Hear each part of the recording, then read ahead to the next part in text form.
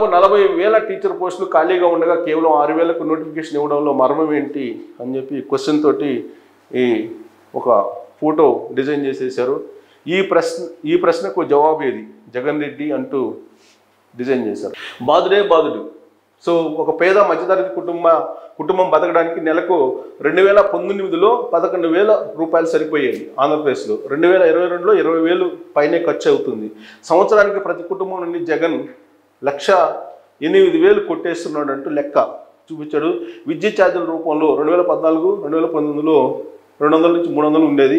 YSR Congress party వచ్చిన తర్వాత 500 నుంచి 800 అయింది. 500 రూపాయలు పెరిగింది ఓన్లీ ఎలక్ట్రిసిటీ ఛార్జీలో.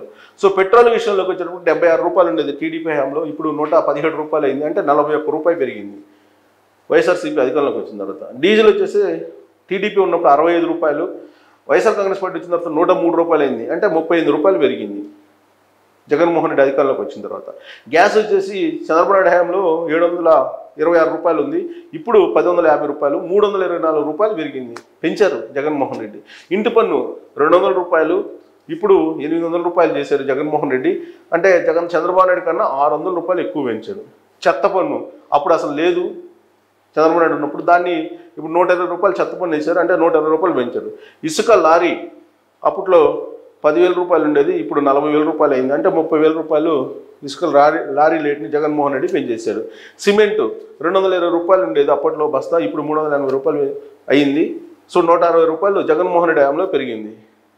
మద్యం క్వార్టర్ వచ్చేసి 60 రూపాయలు ఉండేది, ఇప్పుడు 160 రూపాయలు, అంటే 100 రూపాయలు పెంచారు జగన్మోహన్ రెడ్డి. ఫైబర్ నెట్ అప్పట్లో 149 రూపాయలు ఉండేవి, ఇప్పుడు 350 రూపాయలు చేశారు, అంటే 201 రూపాయి జగన్మోహన్ రెడ్డి పెంచారు. సో ఈ పెరుగుదలను చూసిన తర్వాత జగన్మోహన్ రెడ్డికి ఎవరైనా ఓటేయచ్చు, ఇబ్బంది ఏం లేదని చెప్పి తెలుగుదేశం పార్టీ ఈ చార్ట్ని వైరల్ చేస్తుంది సోషల్ మీడియాలో.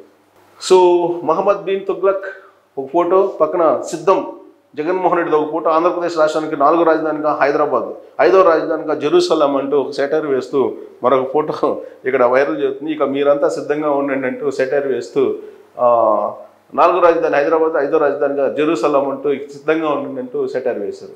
సో ఇక్కడ parameter draft elections final electoral, అంటే మొత్తం ఓట్లు భారతదేశంలో ఉండేటువంటి ఓట్లకు సంబంధించినటువంటి వివరాలు ఇవన్నీ కూడా మొత్తం ఎంతమంది ఉన్నారు ఏంటి అనేది సో ఇది మీరు చూడొచ్చు.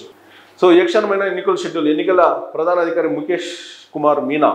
సో ఈ క్షణమైన ఎన్నికలు షెడ్యూల్ వచ్చేటువంటి అవకాశం ఉందని చెప్పి ముఖేష్ కుమార్ మీనా రాష్ట్ర ఎన్నికల ప్రధాన అధికారి వెల్లడించారు. ఆయన రాష్ట్రంలోని జిల్లా కలెక్టర్లు అందరితో వీడియో కాన్ఫరెన్స్ నిర్వహించి అంతా సిద్ధం చేస్తున్నారు. కాబట్టి రేపో మాపో ఎన్నికల షెడ్యూల్ వచ్చేటువంటి అవకాశం ఉంది. 21వ తారీఖు ఎన్నికల షెడ్యూల్ అంటున్నారు. సో ఢిల్లీ నుంచి కూడా అలాంటి సందేశం ఉంటుంది. అదే ఇప్పుడు మీనా కూడా వెల్లడించారు. So AgriGold chairman arrest. So AgriGold సంబంధించి విషయం అందరికీ తెలుసు. జగన్మోహన్ రెడ్డి ప్రతిపక్షంలో ఉండగా అధికారంలో రాగానే అగ్రిగోల్డ్ బాధితులందరికీ న్యాయం చేస్తానని చెప్పారు. ఇప్పుడు అగ్రిగోల్డ్ చైర్మన్ అరెస్ట్, రేపు ఏలూరు కోర్టులో హాజరు, 8 గంటల విచారణ. 7 రాష్ట్రాల్లో 40 లక్షల మంది బాధితులు, 22,000 కోట్లకు పైగా కుంభకోణం అని చెప్పి అప్పట్లో వచ్చినటువంటి న్యూస్ను ఇప్పుడు వైరల్ చేస్తూ ఉన్నారు కొంతమంది. సో ఇది రైతును పెళ్లి చేసుకునే యువతికి 5 లక్షల రూపాయలు కర్ణాటక ప్రభుత్వం అనౌన్స్ చేసింది. సో రైతులను పెళ్లి చేసుకోవడానికి అమ్మాయిలు ముందుకు రావట్లేదు, అందుకే ఇప్పుడు 5 లక్షల రూపాయలు కర్ణాటక ప్రభుత్వం అనౌన్స్ చేసింది. రైతులను పెళ్లి చేసుకునేటువంటి వాళ్ళకి 5 లక్షల రూపాయలు ఇస్తామని చెప్పి, ఏ యువత అయితే రైతుని పెళ్లి చేసుకుంటుందో ఆ యువతకి 5 లక్షల రూపాయలు ఇస్తామని చెప్పి ఆయన అనౌన్స్ చేయడం జరిగింది. సిద్ధిరామయ్య. వ్యవసాయం చేస్తున్న యువకులకు 45 ఏళ్ళు వస్తున్న పెళ్లి చేసుకోవడానికి ఎవరు ముందుకు రావడం లేదని సీఎం దృష్టికి వచ్చింది, అందుకే ఈ ఆఫర్ ఇచ్చారు. సో 16 ఫిబ్రవరి 2024 దేశవ్యాప్త సమ్మె. బిఎస్ఎన్ఎల్లో సమ్మె ఎందుకు? ప్రైవేట్ ఆపరేటర్స్కి 5G ఇచ్చిన ప్రభుత్వం, బిఎస్ఎన్ఎల్కు 4G ఇప్పటి వరకు ఇవ్వలేదు. సో ప్రైవేట్ ఆపరేటర్స్కి 5G ఇచ్చింది, మరి బిఎస్ఎన్ఎల్కి ఎందుకు ఇవ్వలేదు అని చెప్పాలి. బిఎస్ఎన్ఎల్ వాళ్ళు ఇప్పుడు సమ్మెకి దేశవ్యాప్తంగా. బిఎస్ఎన్ఎల్లో పే రివిజన్, పెన్షన్ రివిజన్ కాల పరిమితి తీరి 7 సంవత్సరాలు అయింది, అయినా ఇప్పటి వరకు పే రివిజన్ జరగలేదు, అలాగే పెన్షన్ రివిజన్ జరగలేదు. బిఎస్ఎన్ఎల్లో నాన్ ఎగ్జిక్యూటివ్ ఉద్యోగులకు స్టాగ్నేషన్ వచ్చినా ఇంకా కూడా కనీసం కొత్త ప్రమోషన్ పాలసీని కూడా అమలు చేయడం లేదు. సో 2014 ఎన్నికల కన్నా ముందు బిఎస్ఎన్ఎల్ నష్టాలకు గత ప్రభుత్వ విధానాలే కారణమన్న నరేంద్ర మోడీ ప్రభుత్వం, వారు కూడా బిఎస్ఎన్ఎల్కు 4G ఇవ్వకుండా అవే విధానాలను అమలు చేసి బిఎస్ఎన్ఎల్ నష్టాలకు కారణం ఉద్యోగులే అనడం, pay revision and pension revision చేయకపోవడం అన్యాయం కదా. సో బిఎస్ఎన్ఎల్లో విఆర్ఎస్ 2019 పేరుతో దాదాపు వేల మంది ఉద్యోగులను తొలగించి దాదాపు 4 సంవత్సరాలు నిండినా కూడా కేంద్ర ప్రభుత్వం తన వాగ్దానాన్ని నిలుపుకోకుండా BSNL 4G సర్వీసులు ఇవ్వకపోవడం, అలాగే ఉద్యోగులకు పే రివిజన్, పెన్షన్ రివిజన్ చేయకపోవడం మోసపూరిత కుట్ర కాదా? కనుక ఆలోచించండి. మన హక్కులకై BSNL సంస్థ మనుగడకై ప్రభుత్వ రంగ సంస్థలను కాపాడుకున్నట్టుకై సమ్మె అనివార్యం. కనుక అందరితో కలిసి సమ్మె చేద్దాం. సో పిలుపునిచ్చారు దేశవ్యాప్త సమ్మెకు BSNL. సో రైతుల చలో ఢిల్లీ ఉద్రిక్తం నిన్నంతా కూడా భారతదేశం అంతా కూడా ఇప్పుడు ఢిల్లీల యొక్క ధర్నా వైపు చూస్తుంది. చలో ఢిల్లీ కార్యక్రమం, డ్రోన్లతో బాష్పవాయువు ప్రయోగించిన పోలీసులు, రణరంగంలాగా పంజాబ్ హర్యానా సరిహద్దులు, రైతులు ఢిల్లీకి చేరకుండా ఎక్కడికక్కడ నిర్బంధాలు, శంభు వద్ద పోలీసులపైకి రాళ్లు విరిగిన రైతులు, కాకీల రబ్బర్ బుల్లెట్ తగిలి ఓ రైతు కంటికి గాయం, భారీ ట్రాఫిక్ జాములతో ప్రజలు తీవ్ర ఇబ్బందులు, MSPపై కమిటీలో ప్రతినిధుల పేర్లను సంఘాలు చేర్చలేదు, హడావుడిగా MSP చట్టాన్ని తేలం కేంద్ర మంత్రి అర్జున్. సో ఇది ఆల్రెడీ ఢిల్లీలో ఉన్నటువంటి పరిస్థితిని ఇప్పుడు మొత్తం చూడొచ్చు. ఇక్కడ ఢిల్లీలో రైతులు రాకుండా ఇక్కడ పోలీస్ ఫోర్సు, తర్వాత ఒక రకంగా చెప్పాలంటే ఇక్కడ భారీ బందోబస్తు ఏర్పాటు చేశారు. ఇక్కడేమో మొత్తం హడ్డీల్స్ ఏర్పాటు చేస్తున్నారు.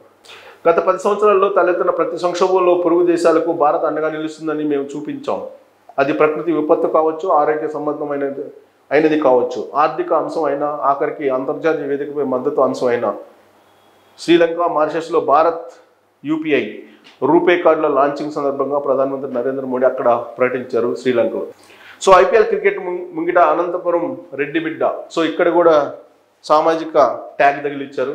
సరే, ఏ సామాజిక ట్యాగ్ అయినా కానీ మనం అభినందించాల్సింది. IPL వేలం పటకు మన అనంతపురం బిడ్డ, నార్పల మండలం బండ్లపల్లికి చెందిన బారెడ్డి మల్లిరెడ్డి లక్ష్మీదేవి దంపతుల కుమార్తె అనుష IPL యాక్షన్కు ఎంపికైంది. గతంలో RDT సంస్థ వారు నిర్వహించిన క్రికెట్ టోర్నమెంట్లో రాణించడంలో వారే అన్ని సదుపాయాలు కల్పిస్తూ చదివిస్తూ కోచ్ యుగంధర్ సహకారంతో 6 ఏళ్లు ప్రాక్టీస్ చేసింది. ఆల్రౌండర్గా ప్రతిభ కనిపించి IPL యాక్షన్కు ఎంపికైంది. తల్లిదండ్రులు 3 ఎకరాల్లో వ్యవసాయం చేసుకుంటూ జీవనం సాగిస్తున్నారు. ఇది మాత్రం ఆడుదాం ఆంధ్ర కార్యక్రమం సెలెక్ట్ అయినటువంటి కార్యక్రమం కాదు. ఇది కేవలం ప్రైవేటు వ్యవహారం. ఇది వాళ్ళు తల్లిదండ్రుల కృషితోటి ఆ అమ్మాయి ఇప్పుడు IPLకి సెలెక్ట్ అయింది. సో ఇప్పుడు జడ్జెస్ కావడానికి చాలా తక్కువ ఏజ్లో అయిపోతున్నారు. అభినందనలు విలువ. సో జడ్జిగా ఎంపికైంది. కులవివక్షకు వ్యతిరేక పోరాట సంఘం అభినందనలు తెలుపుతూ జడ్జిగా అమ్మాయి ఫోటో ఒకటి, జడ్జిగా ఎంపికైనట్టు అమ్మాయి ఫోటో వైరల్ అవుతుంది. సో మనకి వేణుస్వామి అందరికీ తెలుసు, కల్ట్ చూపిస్తా. So SRK meets Qatar PM on 11th February. ఇది ఇంతకన్నా పెద్ద సెటైర్ లేదనుకుంటా. ఇక్కడ ఎవరో చేశారు. సో ఈ మధ్యకాలంలో మనకు డిటెక్టివ్స్ లాగా మనకి దుబాయ్లో కొంతమంది ఉన్నారని వాళ్ళు పట్టుకొని జైల్లో పెట్టారు. సో వాళ్ళందరినీ విడిపించడానికి ఖతార్ PMని ఈయన కలిశారు అని చెప్పి చెప్తూ ఉన్నారు. ఎవరు? Venuswamy. So Swamy who himself is a member of BJP leaked this details. So బహుశా వేణుస్వామి ప్రమేయంతో వాళ్ళు రిలీజ్ అయ్యారు అంటారు. ఇంతకన్నా దారుణమైనటువంటి న్యూస్ ఇంకోటి ఉండదు అనుకుంటా. సో ఇంతకన్నా ప్రచారం ఇంకోటి ఉండదని నేను అనుకుంటా. సో రామగుండంలో ర్యాగింగ్, జూనియర్లకు గుండు కొట్టించిన సీనియర్లు. సో అమ్మాయిల పరిస్థితి ఎలా ఉందనేది చూడొచ్చు మనం. రామగుండం మెడికల్ కళాశాలలో ర్యాగింగ్ కలకలం నెగ్గింది. సీనియర్ విద్యార్థులు 2 జూనియర్లకు గుండు కొట్టించారు, మీసాలు తీయించారు. జుట్టు ఎందుకు పెంచుకున్నామంటూ బలవంతంగా ట్రిమ్మర్తో గుండు చేసి మీసాలు తొలగించారు. దీంతో ఆ 2 విద్యార్థులు భయాందోళనకు గురై తమ ఇళ్లకు వెళ్ళిపోయారు. విషయం తెలుసుకున్న స్థానిక పోలీసులు అక్కడికి వెళ్ళి విచారణ చేపట్టారు. సో ర్యాగింగ్కు వ్యతిరేకంగా ఉండాలి, కానీ ర్యాగింగ్ మాత్రం చాలా పెద్ద ఎత్తున జరిగింది.